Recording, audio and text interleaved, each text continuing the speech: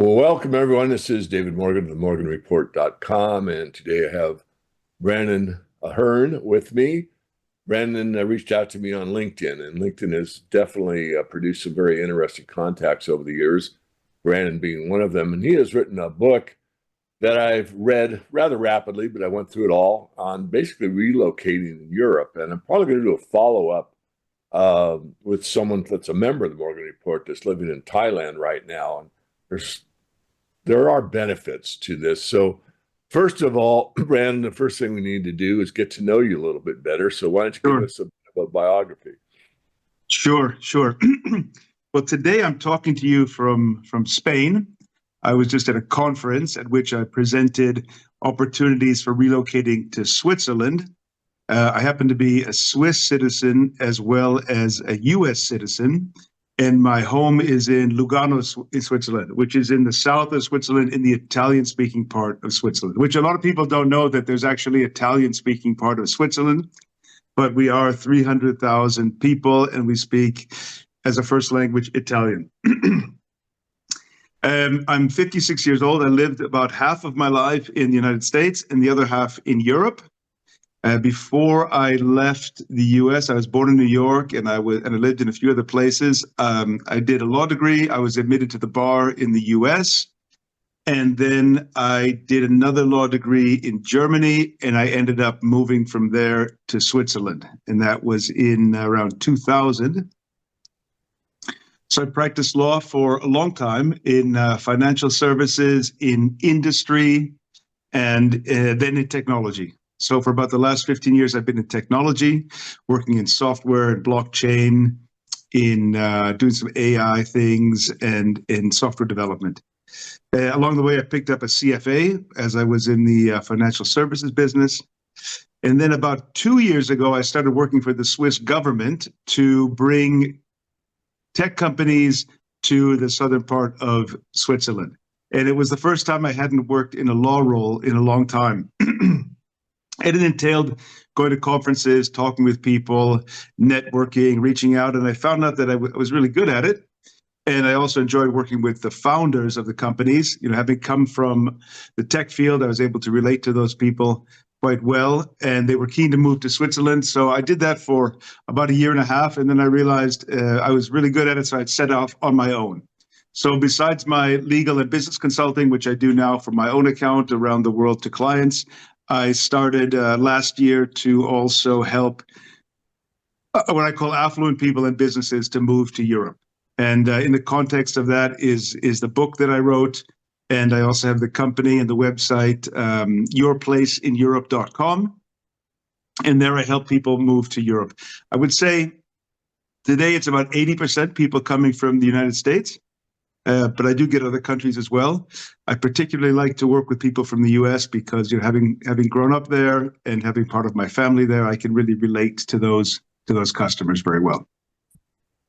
Well, I've gotten some questions from, members and others about, relocating. There's one member in particular looking at South America. I don't want to go there. We're talking Europe today, but in regard to investment and diversification, are you seeing an increase in the numbers of people that are moving into Europe for for various reasons, buying property and wanting to live in Europe and exit the U.S.?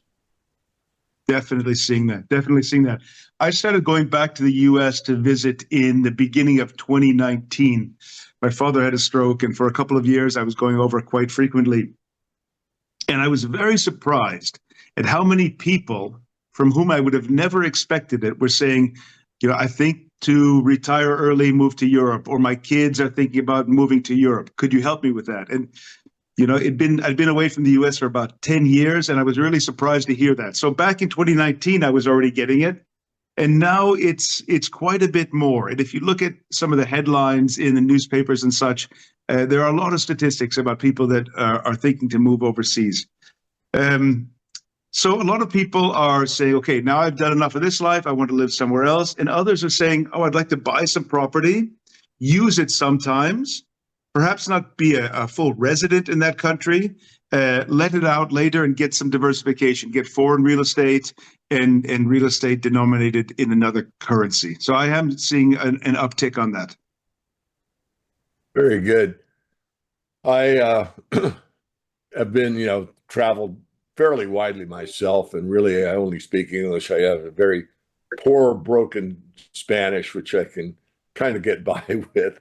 But circling back to your the opening with your personal situation, tell us a little bit more. I understand you speak six languages. Is that true?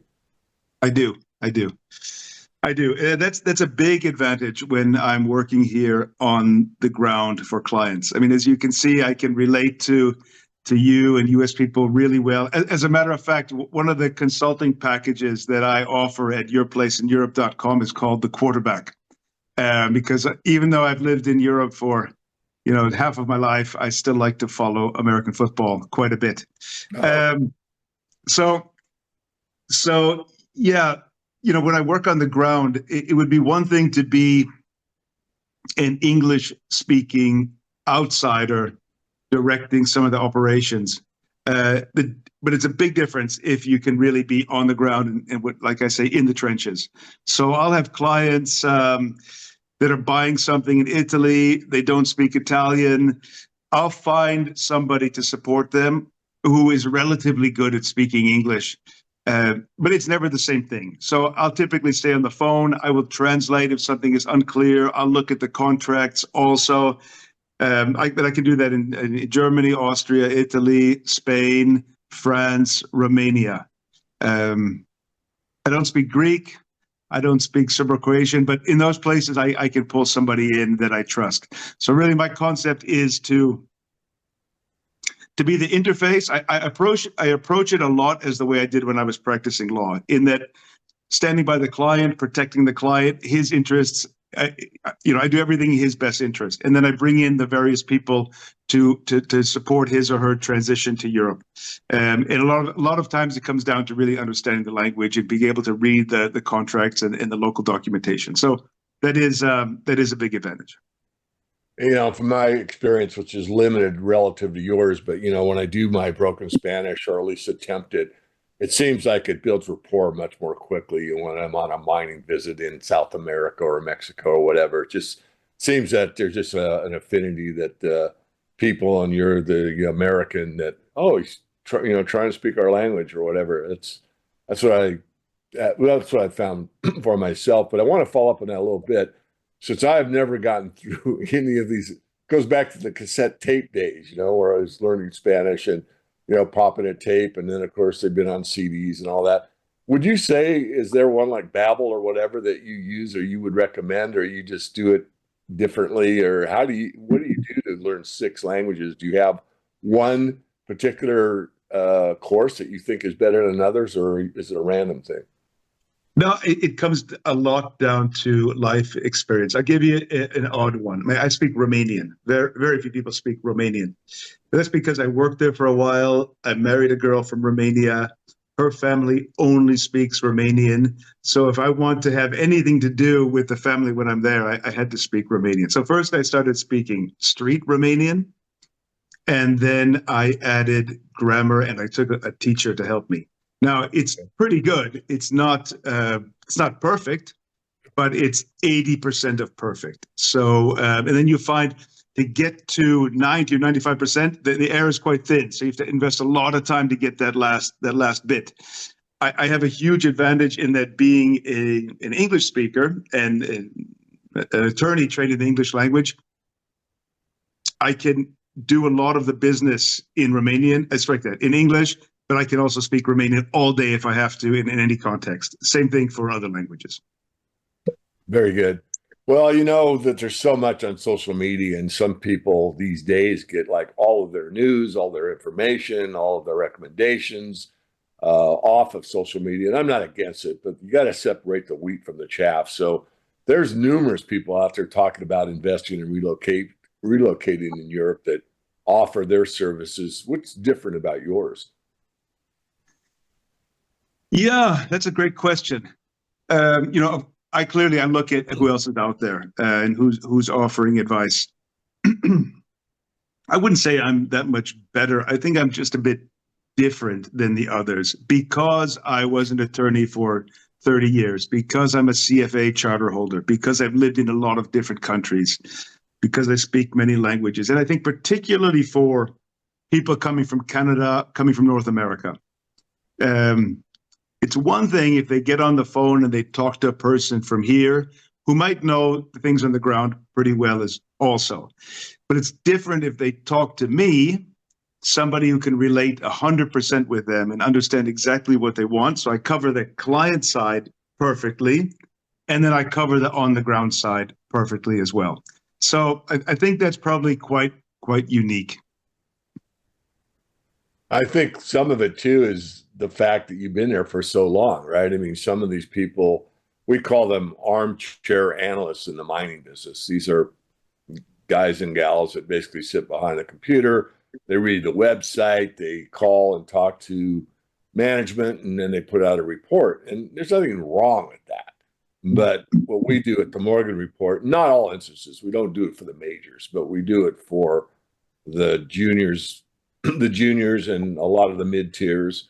And I've been to many of our working mines, but the point being is when you have boots on the ground, you just get a different flavor, you know.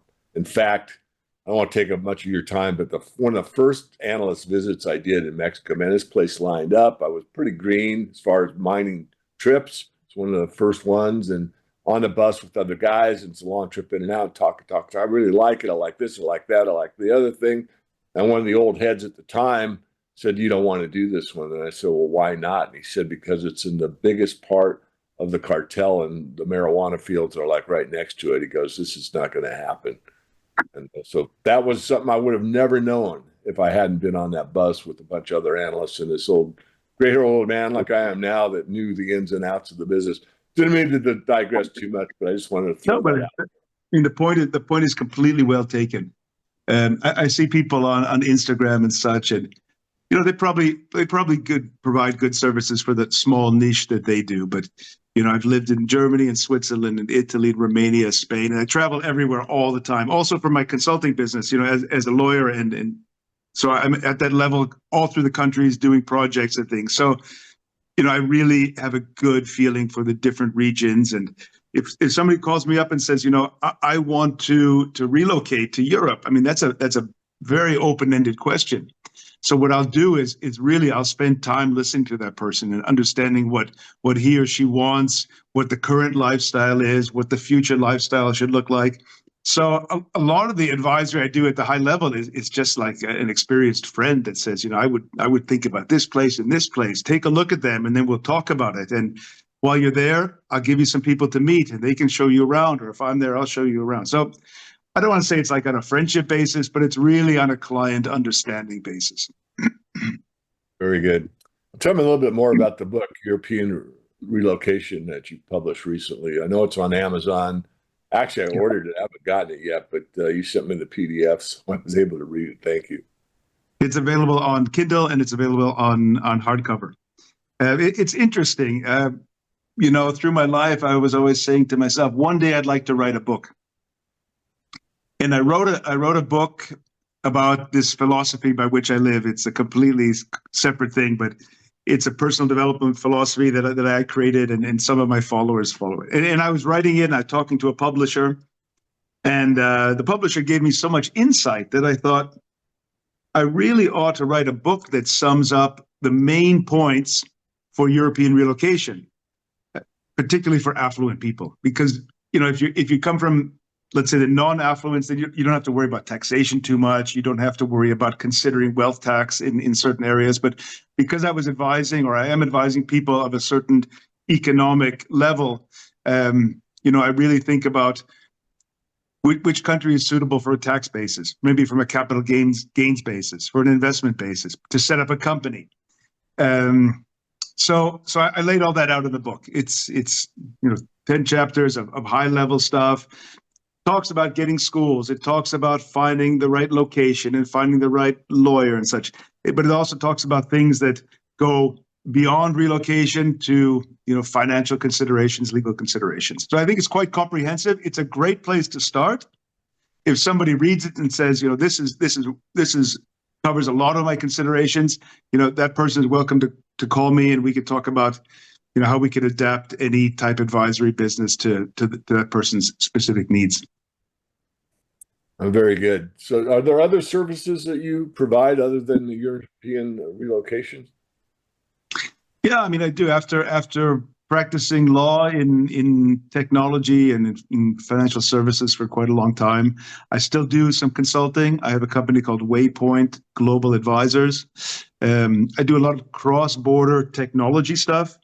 I wouldn't do anything that focuses on only one country, as long as it's cross-border and global in nature. I'll help a lot of software development, software licensing. I also sit on the board of a green tech company that tokenizes its energy. And next week, I'll be in Kenya for a couple of weeks to look at some installation sites for our solar projects, and then to look at a few other investment opportunities.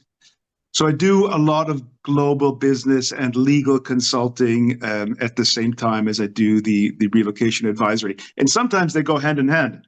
For example, I moved the company from Sweden to Switzerland, and it was really happy. And after a year, the people called me up and asked me to sit on the board. So there's a lot of overlap in some of these things. Very good. Well, I'm going to push back on you a little bit. I'll try to be a gentleman about it, but my membership and following is pretty sophisticated, and they pay attention to a lot of things. And one thing that come up recently, I'm going to guess, but I'll just ask: are you familiar with Martin Armstrong? No. Okay. Well, Martin Armstrong is a pretty well-known financial guy that's pretty high up the food chain. He's been with Maggie Thatcher and a lot of international bankers and that kind of thing. At least he talks about that often on his podcast. And he just finished one very recently, and he's basically, and this is him, not me, don't shoot the messenger, saying that there's real problems in Europe going forwards with the euro. There's real problems going forward with a fiat monetary system worldwide. So you've listened to me, my thoughts on that. Sure. But he was emphasizing, according to him, that Europe is at least, if not worse, than where the United States is going to be when the dust settles, let me put in that. So I just want to push back a little bit. Sure. What do you see on that? How do you see it going forward? Worse in which two or three aspects? Financially, basically, that they're not being able, we have the Fed, which is the purchase of last resort. So if none of the money center banks want to buy our bonds, the Fed will buy them. That'll create more, funny money, instant cash on the market because they have to pay with it, but they can print it and do it. Europe doesn't have that luxury, and you've got different cultures. Sure. So there's different work ethics and different work week, and they're all put together under one currency. And he basically says it doesn't work; it's falling apart. And that's very simplistic. Martin may call me up and said you misquoted me. I'm not quoting him. I'm trying to give you the flavor of what he said. Sure. And these are things we could talk about all day. I mean, I talk about this all the time. But just think about the Fed. I always think that one day down the road, in 100 years, 200 years, whatever, people will look back and they will shake their heads and they will say, how can an entity that's supposed to be part of the government, buy debt from another part of the government and you become richer in the process? I mean, it's the most bizarre concept. And I think so few people take the time to think about that it's just accepted until it's not. But that's a completely separate topic. About the state of Europe, I always look at things at different levels. The state of the West is not great. So under the West, we have North America, we have Europe, and we have some other countries. You're not going to solve all your problems. You're not going to solve all the world's problems. So if somebody says he wants to move to Europe, typically that is somebody who has already achieved a certain level of success in his or her life elsewhere, and then wants to enjoy a different kind of life, let's say in early retirement or the later years. What I don't get are a lot of young people full of ambition that say, I happen to be in California now, and I really want to get to Germany. That doesn't happen. The young people want to go the other direction to the US because they have ideas for startups or they have tech ideas. So it's a different facet of people that are coming this way. And to those people, they've lived quite a bit of their lives. They know enough about money to have diversification. They're not going to pick up and come here and bring all their cash with them or all their investments with them. So I think in most cases, with the clients I deal with, it's a lifestyle choice and it's not an economic choice. Yeah. Okay, good. Does that help? I'm glad I threw it out there. I mean, I'm not trying to, stir the pot, so to speak. And I think, with your expertise, your years and all that, that even like in the US, for example, there's going to be places, let's say things get pretty iffy. All right. Just whatever that means. Take that in the context of all my podcasts. Well, the iffy may not even bother you in the middle of Montana, but if you're in the middle of Detroit, you've got a problem. And I think that's an analogy that we could, I'm not putting words in your mouth, but isn't that true in Europe? I mean, someone goes, look, very quiet life. I want to live on an orchard.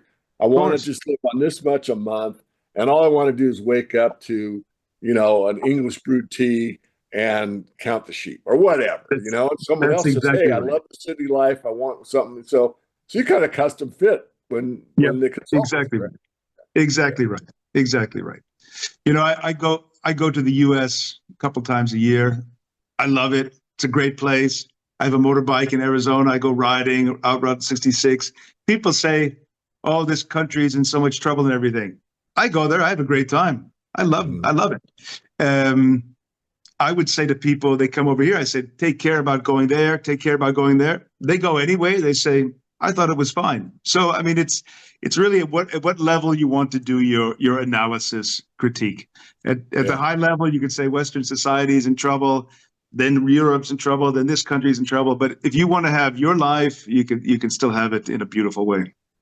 Well, there's a gentleman that you may know of. I mean, his name is James Dines. He wrote the Dines letter, and he's one of the stalwarts in the financial newsletter industry. He passed away a few years ago. But he was pretty instrumental in getting, for me wanting to do what I'm doing now. Basically, that's being in the same industry that he was. But he had an expression of getting to the point. He said, living well is the best revenge. In other words, there's only so many things you can control. And we can't control the demise of the Fed. We don't even know if it'll happen. I believe it will. But who cares, Right. I mean, I would say that there are very few things at a high level that any person can change, and I give huge respect to those people who think that they can still make change. I think it's fantastic.